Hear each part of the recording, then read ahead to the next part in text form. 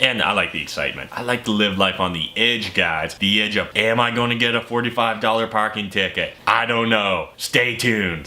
Hi guys, Matt McKeever here, and so this is February 2017 of my personal spending vlogs.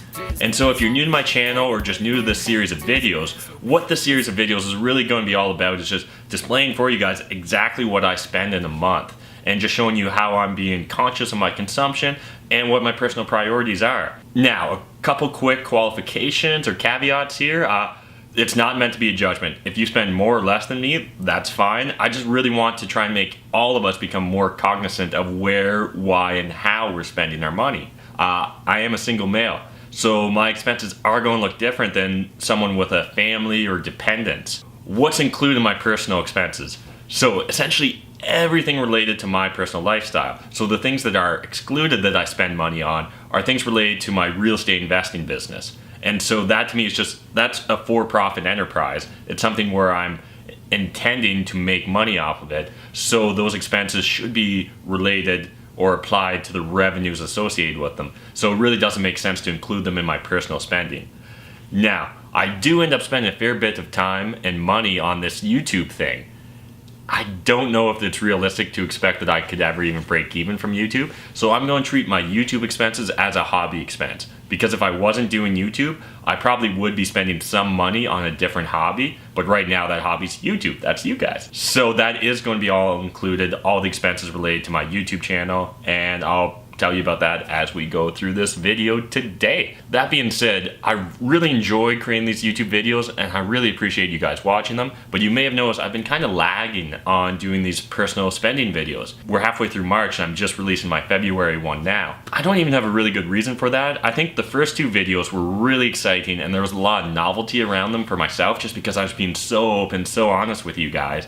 And now it kind of feels like maybe we're getting into a routine. And that being said, I don't want that to be the case with these personal finance blogs. And that being said, I do plan to going forward start documenting other people's personal finance profiles where I can show, maybe what a young family's spending profile looks like or an older retiree or whoever. I just want to create a big portfolio of different personal spending habits and kind of life experiences to document and provide to you guys in the hopes that even if my situation's not identical to yours, if your situation could be more polar opposite to mine, hopefully we'll eventually be able to show someone on this channel that is more similar to you so you can start stealing or borrowing some of their best strategies and tactics for being conscious of their consumption and how they save money. I do still plan to release the videos related to how I would try and create passive income to sustain my current lifestyle. And so next week, part 1 will be coming out, and part 1 is going to be looking at $1 million to invest with and focused on solely debt and equity investments, primarily in the public markets.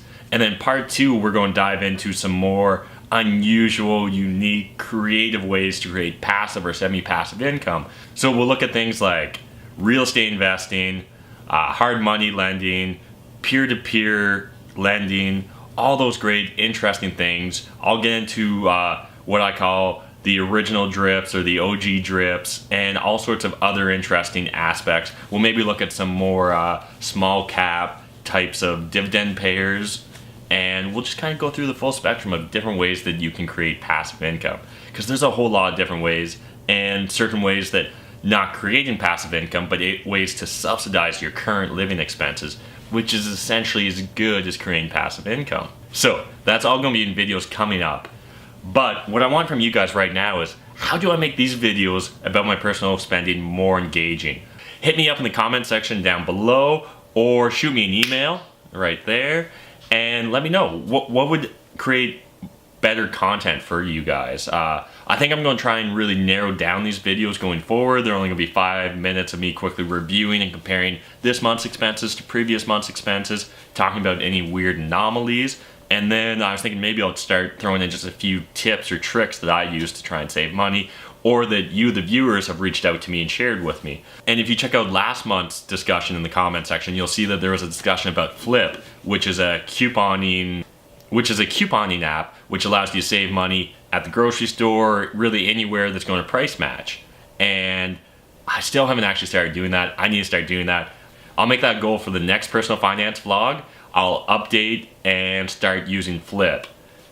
Yeah, I really don't have an excuse not to, so I'll do it. Thank you, Kelly, for the recommendation, and thanks for everyone else that jumped into the comment section about what sort of apps and ways that they go about couponing. If you got other ways that you're couponing or saving money when you're going to the grocery store, tell us in the comments or hit me on my email. Alright, so anyways, that's enough babbling and enough housekeeping about all this stuff. Let's dive into what my personal finances look like for February 2017. Alright, so we got it here. Again, I've just broken things out.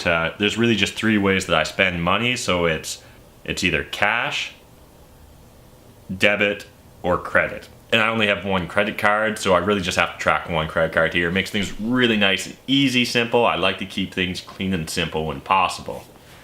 So jumping over, we can see I spent $224 on my vices this month, $70 on the cell phone, $200 on eating out, $150 on food and household, $106 on gas, medical $230. A reminder, medical is just paying for my benefits because I don't have benefits through an employer anymore.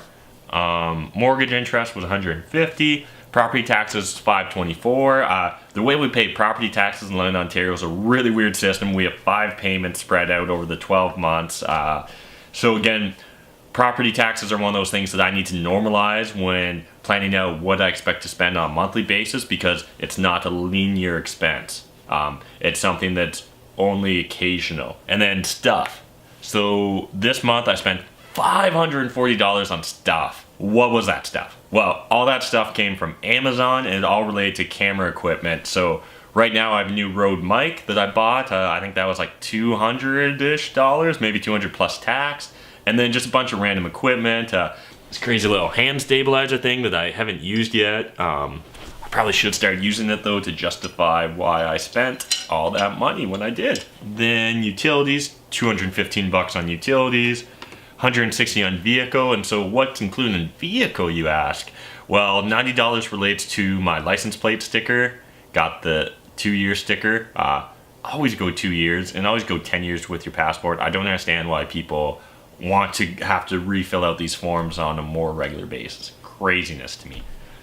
And then a $70 parking ticket. You know, I forgot to even pay it on time. I could have saved myself, I think it would have only been $45 had I paid it within the 5 or 7 days. Completely spaced, forgot about it, so that's on me. All that being said, when I'm going downtown, if I can't find free street parking or just like a coin meter, I usually just like to chance it. It makes life a little bit more interesting to park in an in-park lot and see if you can pull one over on them. I usually end up getting maybe 2 to 3 in-park tickets a year, and that still averages out to a net win versus if I was to pay the whatever $3 or $4 an hour or $8 or $10 for the day or the period.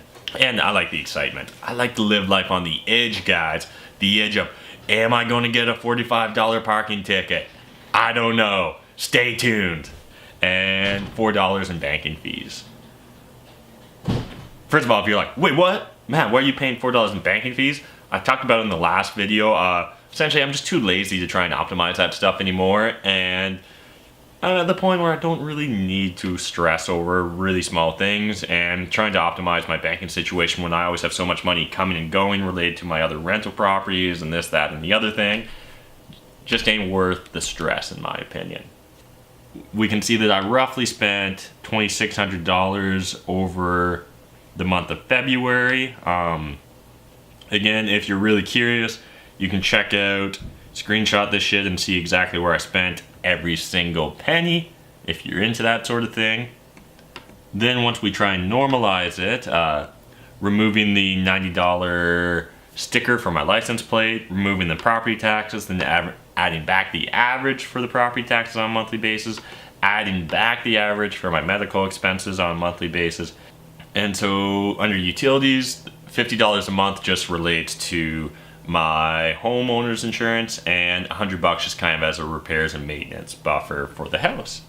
And then so for the vehicle, we're going to add back my monthly insurance cost, which is $1,400 a year divided by 12, plus $200 a month just in repairs and maintenance as a buffer towards either buying a new car or repairing my current car. So we can see that roughly that brings out a total of around $3,200 a month in expenses that I'd anticipate.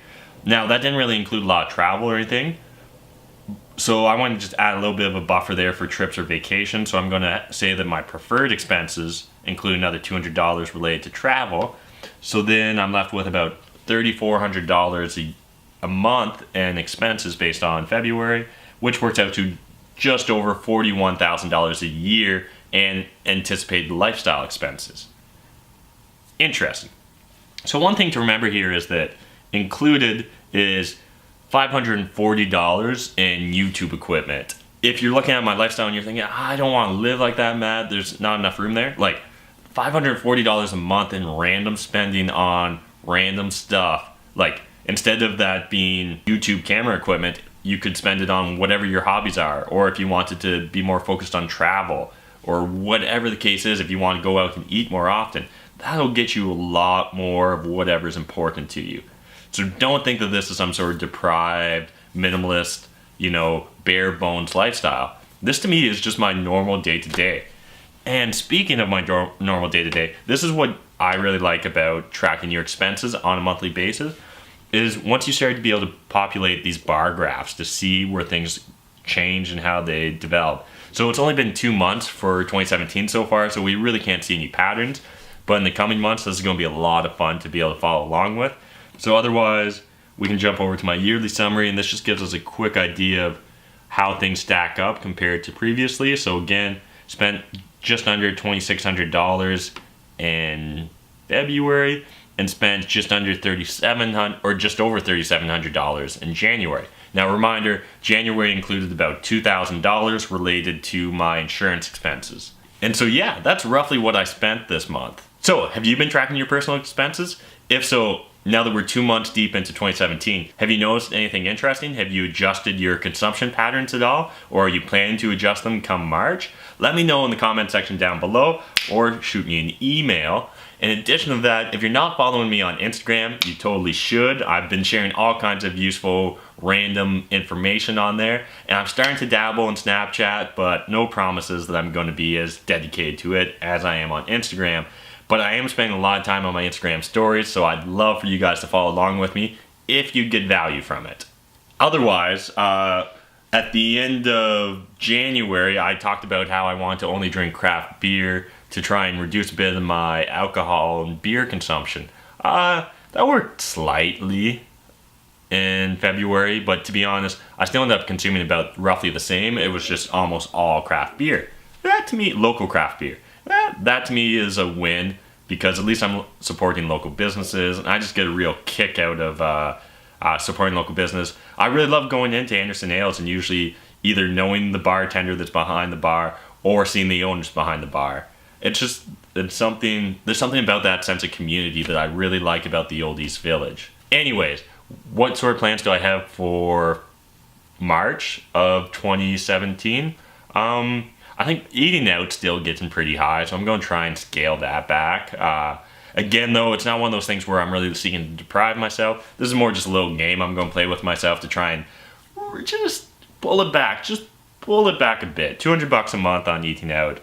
There's just really no reason why I need to spend that much on eating out, so we'll see if we can course correct a bit.